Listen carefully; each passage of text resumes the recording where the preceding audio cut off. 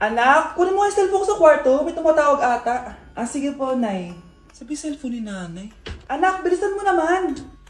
Ay, salamat naman, nakatae din. Scarlett, ba't nandyan ka? Eh, di ba pinukuha ko sa phone ko? Pinagsasabi mo, Nay. Kanina pa ako dito sa loob. Nay, eto na po cellphone niyo. Sino yan, Nay? Bakit kamukha ko? Teka lang, bakit dalawa kayong Scarlett? Nananaginip pa ako? Ah, Nay, ako yung totoong Scarlett. Ha? Sinungaling! Ako to, Nay! Ang totoong Scarlett! Sandali nga! Hindi na ako tutuwa sa inyong dalawa, ha?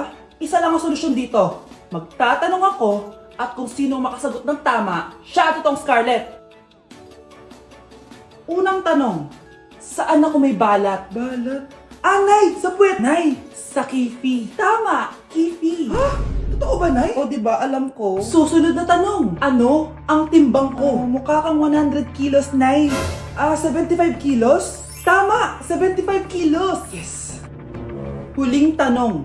Ano ang birthday ko? Birthday?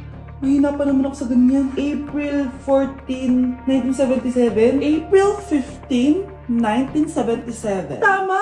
Ikaw nga ang totoong Scarlett! At ikaw, dahil talo ka, lumayas ka na dito, impostor! Ay! Sino ba kasing Scarlett na yun? Bakit kamukha ko siya? Anak, kilalang kilala mo talaga ako, no? Siyempre naman, Nay. Anak mo ko eh. Worth it lahat ng pagpaparetoke ko dahil sinira mo ang mukha ko noon. Ngayong napaniwala na kita, gaganti na ako sa'yo.